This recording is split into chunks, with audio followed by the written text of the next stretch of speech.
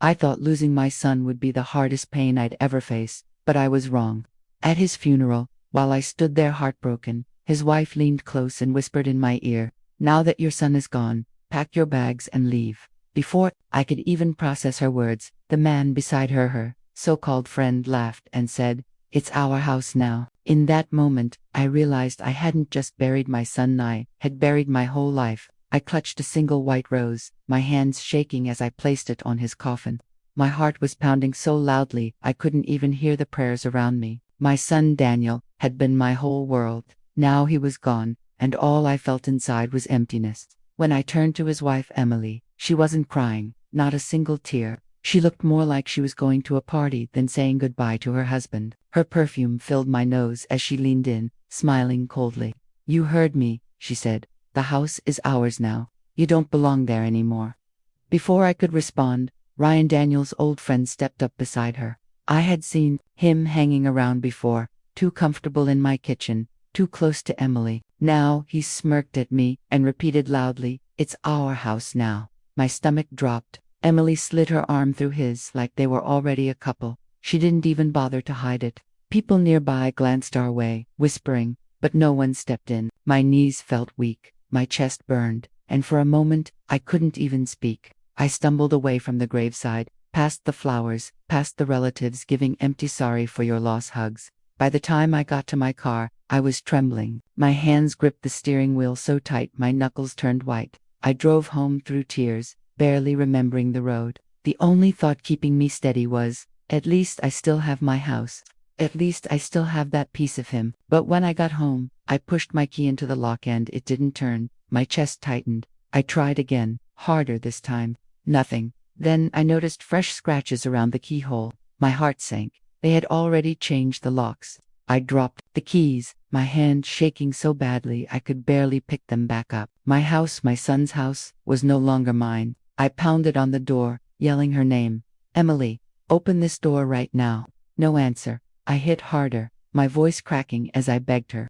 Finally, the deadbolt clicked, and the door opened, just a crack. Emily's face appeared in the gap.com, and almost smiling, as if she had been waiting for this moment. "What are you doing?" I choked out, my voice trembling. Why did you change the locks?" Emily looked at me with a calm face, almost like she was talking to a child. "I told you," she said softly. "This isn't your home anymore." My chest tightened. "That's my house, Emily. I paid for it with my husband. Daniel grew up here." Her lips curled into a cold smile. "And then he married me. Which means it's mine now." I searched her face for even a flicker of pain, some sign she was grieving like I was. Nothing, just ice. "Emily," I whispered, begging, "please, don't do this. I just buried my son." She tilted her head, her voice sharp. "And I just buried my husband. We all lost something today." Her words made my stomach twist. Lost something. She said it like she was talking about losing a pair of shoes, not a person. "You can stay at a hotel," she continued, almost cheerfully, "or wherever you want, but not here." My throat burned as I tried to stand tall. "You don't get to decide that. This house is mine." That's when she smirked, lifting a piece of paper like a trophy. "Not anymore. Daniel signed everything over to me." I blinked. "What? No, that's impossible." She shrugged. "Believe what you want, but the law doesn't care what you believe." And then he appeared. Ryan, leaning in the doorway like he owned the place.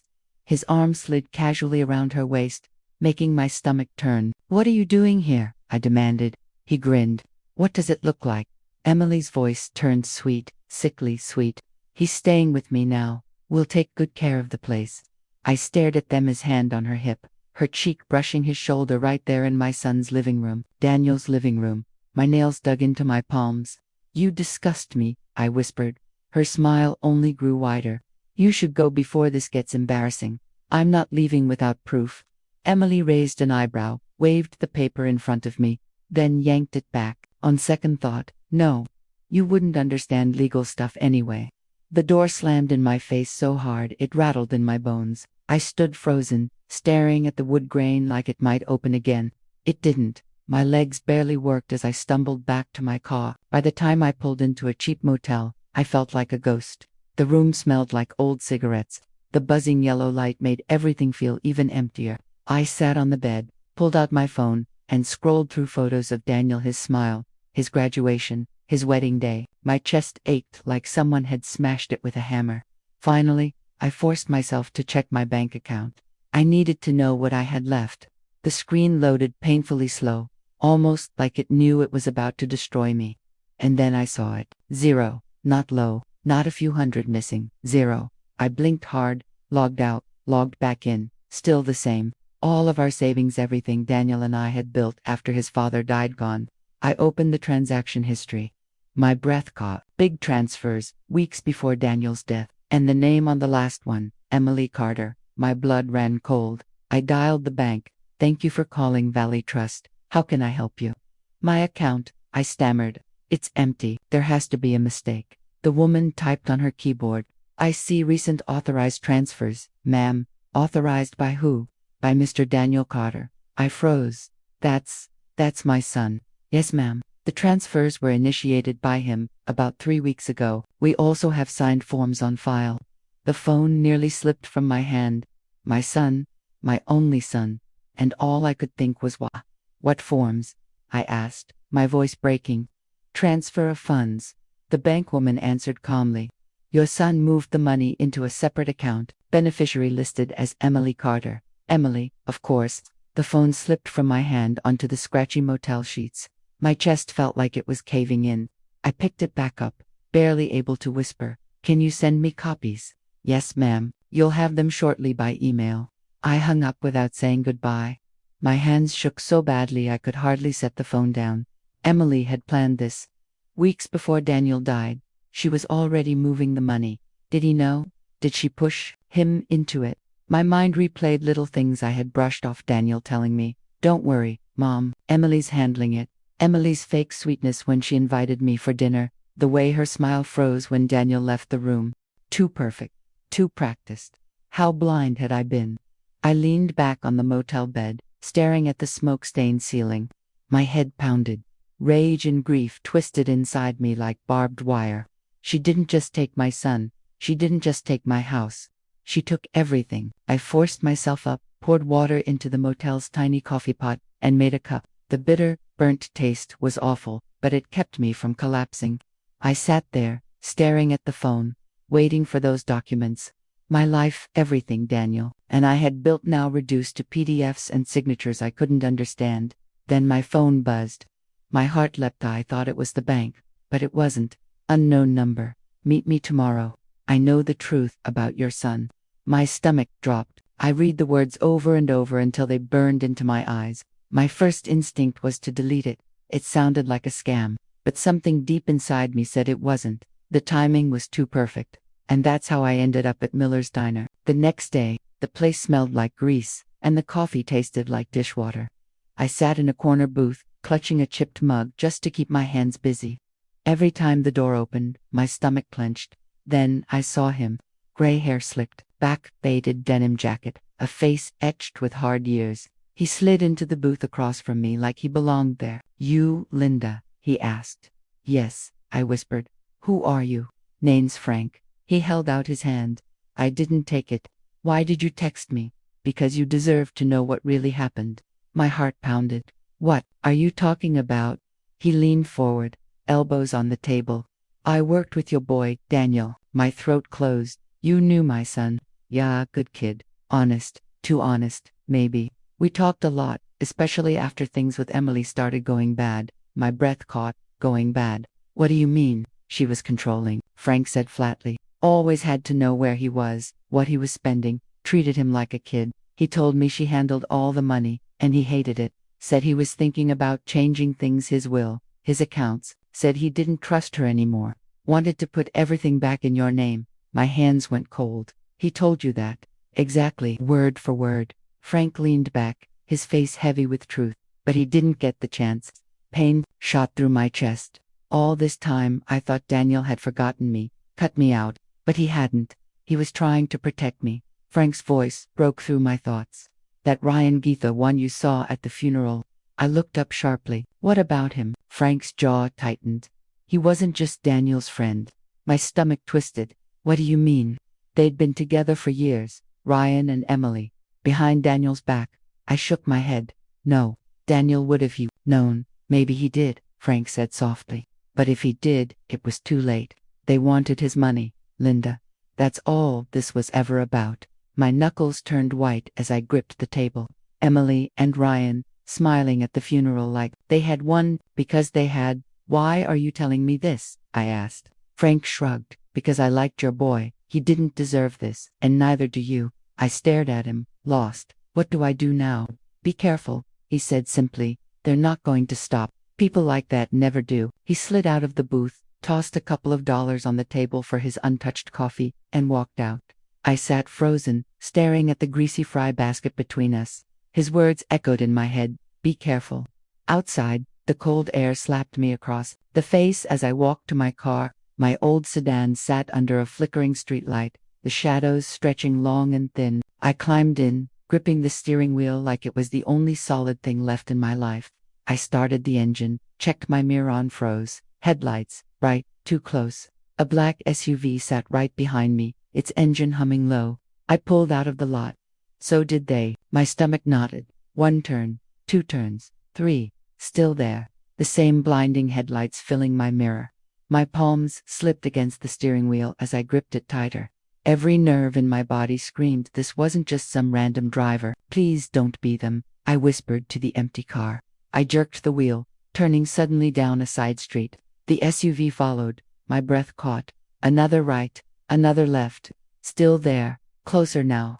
My chest ached from how hard my heart was pounding. The motel sign flickered ahead like a neon promise of safety, but I couldn't. If they saw me pull in, they'd know exactly where I was staying. Instead, I pushed the gas and pulled into a gas station, the bright fluorescent lights burning. I killed the engine and sat frozen, pretending to scroll through my phone. The SUV slowed. My throat closed as it hovered behind me, a predator watching its prey. Then just as sudden it sped off into the night. I collapsed forward, forehead against the steering wheel, gasping for air. My whole body shook like I'd just run for miles. They were watching me. I knew it now. Emily and Ryan weren't finished. They were just getting started. I climbed out, the cold air hitting me like a slap, and walked into the gas station. My legs felt like they didn't belong to me. The clerk didn't even glance up as I scanned the shelves. My eyes landed on what I needed. Prepaid phones. Cheap, untraceable. The kind people use in crime shows. I grabbed one, hands trembling, and slid it across the counter. On my way out, I caught my reflection in the smudged glass door. For a second, I didn't recognize the woman staring back, hollow eyes, tight jaw, a stranger wearing my face. I drove back to the motel, checking my mirrors so often my neck ached. No one followed. Or maybe they were just better at hiding now. The parking lot was empty. Too empty. I bolted the door, shoved a chair under the knob. It didn't help much, because a few hours later, 3 soft knocks, my heart stopped. I grabbed the lamp like a weapon and crept to the peephole. Nothing. The hallway was empty. Rage bubbled up, hotter than fear, and I yanked the door open. Shadows stretched across the buzzing light. No one. I slammed it shut, chest heaving, and slid to the floor. I didn't sleep, just lay there, eyes fixed on the water-stained ceiling, listening for every creak, every whisper of sound. By morning, something inside me had changed. Grief wasn't enough anymore. Fear wasn't enough. If they wanted a war, they'd get one. I picked up the burner phone, my fingers steady for the first time in days, and dialed the bank. Valley Trust, how can I help you? This is Linda Carter, I said, my voice hard. I need to confirm something about my accounts. My name should still be on my husband's life insurance policy, right? A pause. Too long. Actually, ma'am, that policy was changed 2 months ago. My grip tightened until my knuckles cracked. Changed to who? Her answer made my blood run cold. I'm looking at the file now, Mrs. Carter. And honestly, something seems off. Off. My voice was sharp. How? She hesitated. The signature on the house transfer it doesn't look consistent with your son's earlier documents. And the date. It was filed just 2 weeks before his accident. 2 weeks. I pressed a hand to my chest. Are you saying? I can't make an official statement, but if I were you, I'd request a copy. Have someone verify it. That one word rang in my ears, suspicious. I want those copies, I said firmly. Email them, now. Of course, ma'am. When the email arrived, I sat frozen on the edge of the motel bed, staring at the peeling wallpaper. My hands shook as I opened the PDF. There it was, the deed transfer. Daniel's signature at the bottom, except it wasn't right. The letters were uneven, forced, like someone trying too hard to fake it. Emily. My jaw ached from how hard I was clenching my teeth. At the library, the old printer groaned and wheezed with every page, like it hated secret. Each sheet felt heavier than the last as I slid them into a manila folder. Next stop, a cheap, no questions asked notary-eyed, found online. The place smelled like dust and forgotten books. The man behind the counter barely looked up as I laid the papers in front of him. Tell me what you see, I said. He pushed his glasses up, glanced at the signatures, and frowned. This isn't the same handwriting. Whoever signed this isn't the same person as before.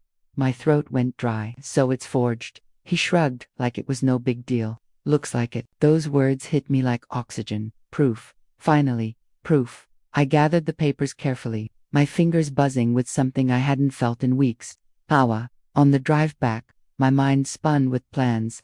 I'd save everything: Emily's texts, her ignored calls, the bank statements, piece by piece. I'd build a case so solid she wouldn't know what hit her. If she thought she could erase me, she was about to learn how wrong she was. Back at the motel, my little desk was covered in highlighted pages, sticky notes marking every lie and forged signature.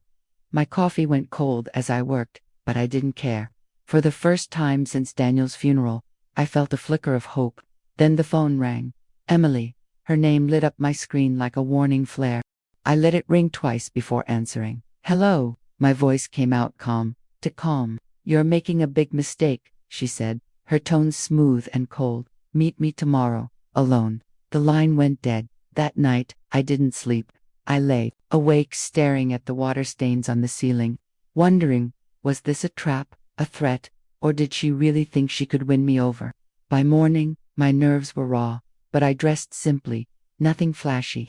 I packed two things, the manila folder and a tiny recorder I'd bought at the gas station. If Emily wanted to meet, she was going to give me something worth keeping. The cafe smelled like burnt coffee and sugar, but the room chilled the second I saw her. Emily sat by the window, sunglasses perched on her head like a crown. She waved, smiling like this was just brunch. Linda, she said brightly, you look well. I forced a smile. Cut the act. Why am I here? Her smile slipped for half a second before she leaned closer. Because I'm giving you a chance. Walk away. My chest burned. Walk away from my life, from my son's house. You can't win this, she said smoothly. Daniel wanted me to have everything. That was his choice. Funny, I said evenly. He never told me that. She shrugged, picking at her nails. He didn't tell you a lot of things, like how tired he was of taking care of you. Her words sliced deep, but I didn't show it. You really expect me to believe that? Emily leaned back, crossing her legs like she was on display. Believe what you want. You're old, Linda. Start over somewhere else. I'll even give you some money to get by. Be smart. My nails dug into my palms under the table. Old start over. Her words burned, but I kept my voice soft. That's generous, considering you already took everything. Her eyes narrowed. You think you're clever, huh? I don't think anything, I said, glancing at my phone on the table. Its camera faced her, recording every word. But then I saw the flicker in her eyes. She knew. Her hand shot out, grabbing my phone. What the hell is this? She hissed, scrolling. I stayed calm. You think I wouldn't protect myself after what you've done? She slammed it down, the cups rattling. Delete it. Go ahead, I said, clutching my bag where my real recorder was hidden. Delete whatever you want. Her jaw tightened. You're playing a dangerous game, Linda. And you think I'm scared of you? I shot back. Emily leaned in so close I could smell her perfume, sharp, expensive, suffocating. You'll regret this. I met her stare, my heartbeat steady now. We'll see. Then I stood, leaving her there with my phone in her hand but my true insurance safe in my bag. I walked out of the cafe feeling stronger with every step, but the second I opened my motel door, that strength vanished.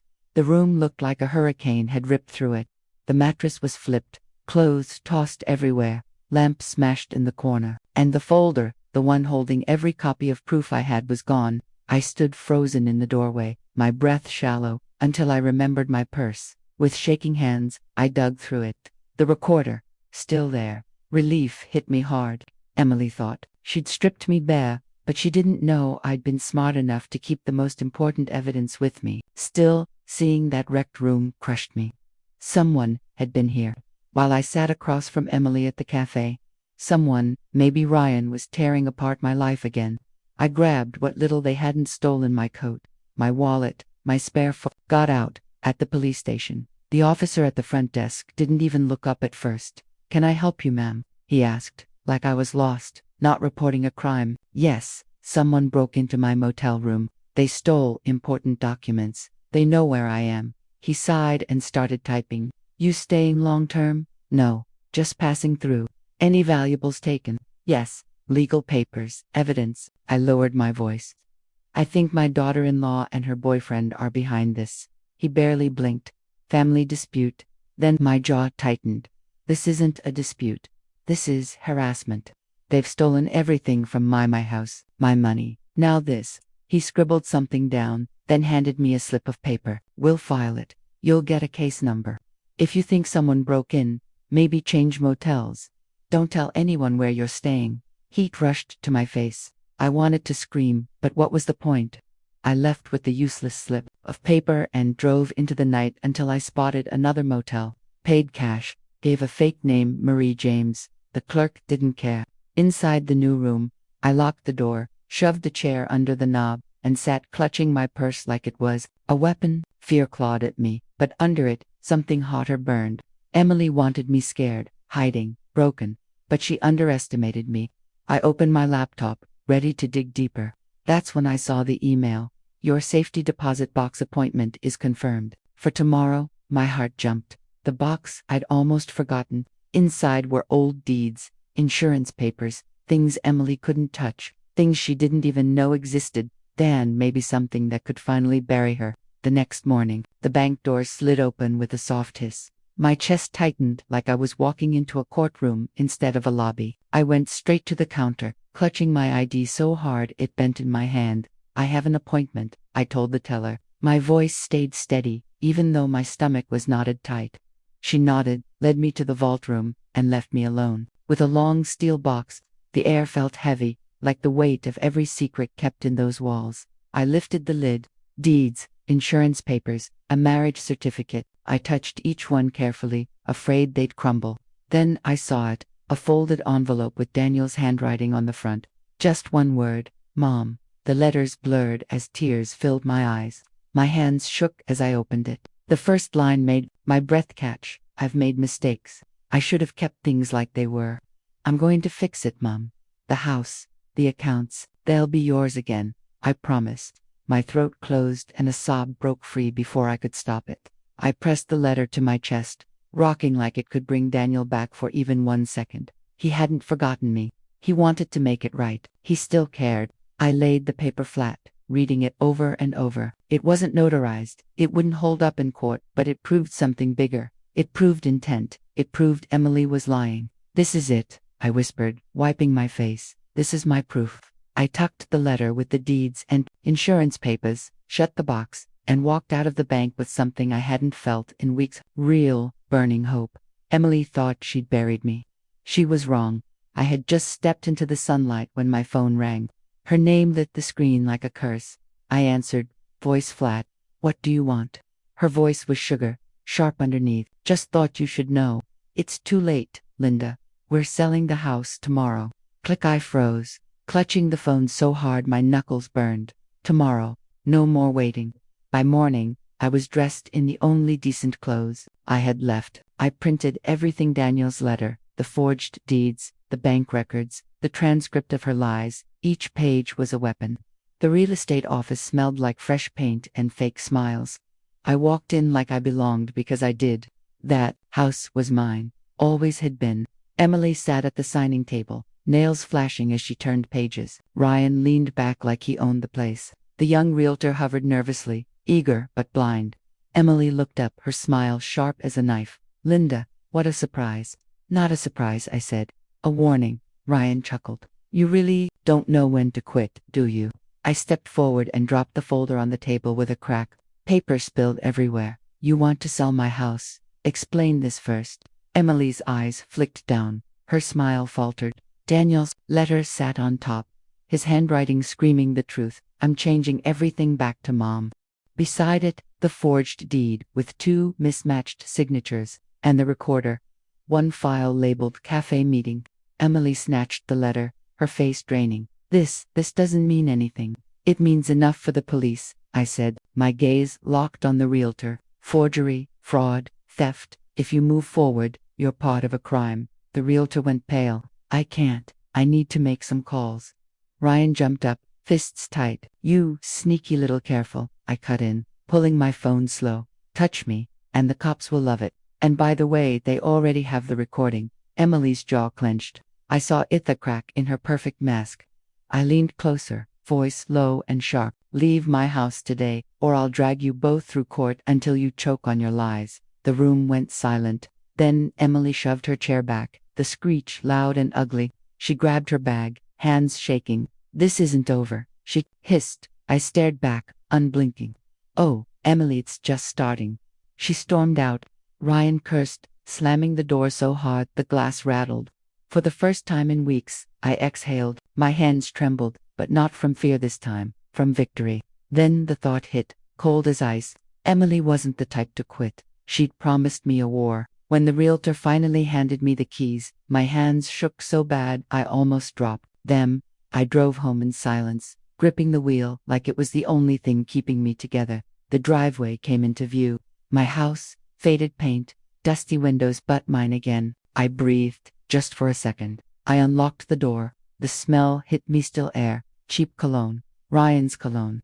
My stomach turned. I wasn't alone. The house was empty. Furniture gone, curtains ripped down. Even the pictures that once hung on the walls had vanished, like Emily wanted to erase every trace of me. But the walls were still standing. And so was I. I set my purse on the counter and whispered into the silence. You didn't win, Emily. Not this time. The first thing I did was call a locksmith. While I waited, I walked through each room, my footsteps echoing. Every corner felt heavy with memories. Daniel's laugh in the hallway, his muddy shoes by the back door, all of it gone. The locksmith changed the locks, thick new deadbolts that clicked heavy under my hand. Then I installed cameras. Porch, back patio, driveway. My hands moved fast, like if I stopped, the fear would catch up to me. By sunset, I was scrubbing the counters, wiping until my arms shook, like I could clean Emily's shadow out of the house. When I finally sank into the only thing left, a worn coach, I told myself I should feel safe, but I didn't. Every creak in the walls made my chest tighten. I checked the cameras twice, then 3 times, locked the doors, wedged a chair under the knob like I'd done in the motel. Still, sleep wouldn't come. Around midnight, a sound broke the silence, a soft thump on the porch. My heart pounded so hard I couldn't breathe. Probably nothing, just the wind, I told myself. But then came 3 slow knocks on the door. I froze. I sat up for hours, staring at the shadows, listening. The knocks never came again. It had only been the wind. Still, my nerves buzzed until exhaustion finally pulled me under. Morning came gray and quiet. For once, my phone didn't bring bad news. It brought justice. Mrs. Carter, a calm voice, said, "This is Detective Harris with the county police. I wanted to update you. Emily Carter was taken into custody this morning." I gripped the phone so tight it hurt. Taken? Why? She attempted to submit forged documents for a property sale. The notary caught it. The signatures matched your complaint. She's facing multiple charges: fraud, forgery, attempted theft. My throat caught, and Ryan, a pause. He's gone. Skipped town last night. Will issue a warrant. I closed my eyes, whispering, "Thank you." After I hung up, I just stood in the middle of the bare kitchen with the phone pressed to my chest. I thought I'd feel powerful, triumphant, victorious. Instead, all I felt was quiet, because Daniel was still gone, and nothing, no arrest, no court case could change that. I walked down the hall to his room. The door creaked the same way it always had. Inside, the air smelled of dust and memories. His bed was stripped, his posters gone, but one thing remained: a photo on the nightstand. Me and Daniel last Christmas. His crooked smile, his arms slung around me like I was his whole world. My knees gave out, and I sank onto the bed, clutching the frame until my fingers ached. "Did it, baby," I whispered through tears. I took it back, everything they tried to steal. I hope you're proud of me. I hope you know I never stopped fighting for you. I don't know how long I sat there, rocking that picture like it was him. Long enough for the sunlight to move across the floor. Long enough for the ache in my chest to soften into something else. Not happiness, not peace, but freedom. When I finally stood, I set the photo back on the nightstand and looked around the empty room. Life would never be the same again. That's today's story. If it touched you, leave a like and subscribe. And don't forget, share your own life lesson in the comments below.